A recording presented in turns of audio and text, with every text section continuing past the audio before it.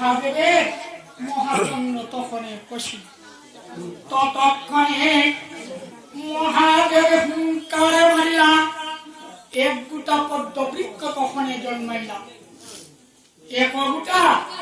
পদ্মপত্রে করণ্যি ধরিয়া আরেক গোটা পত্রপত্রে বীর্যে রাখিয়া সব তখন বীর্যতে স্নান করে জলের অভিথন বিষম বাহনে গেলা কৈলাস শিখর ক্ষমা নামে পক্ষিণী তাহাকে দেখিল আর অমৃত জানিয়া পক্ষিণী ভক্ষণ করিল পক্ষিণী সইতে নারে সেই বীর্যের বহন কহিতে লাগিল তবে পক্ষীর গুসর টুট ফুলে আর ফুলে শিয়া উড়িতে না পারে পক্ষী ফাঁকা তখন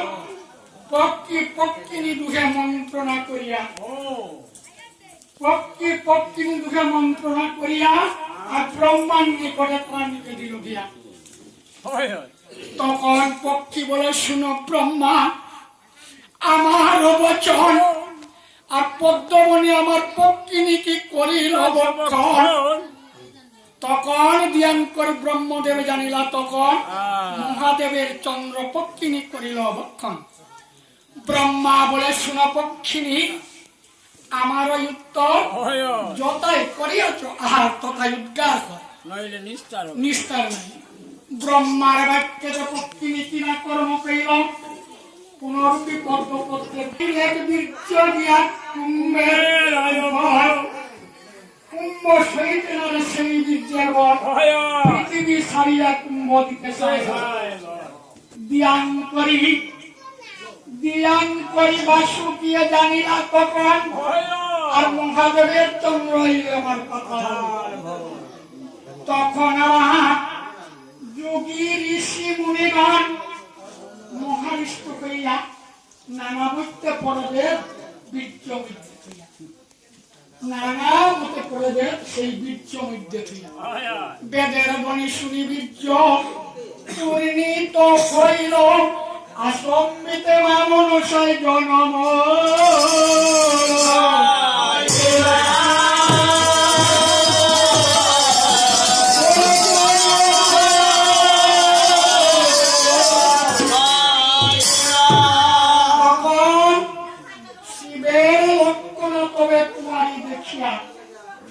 সেই কন্যা তুমি পালো আমারও তো নাই এই কন্যা নিয়ে আপনি পালো কদ্রু এমনের বাক্য এবং মঙ্গল করে নারিব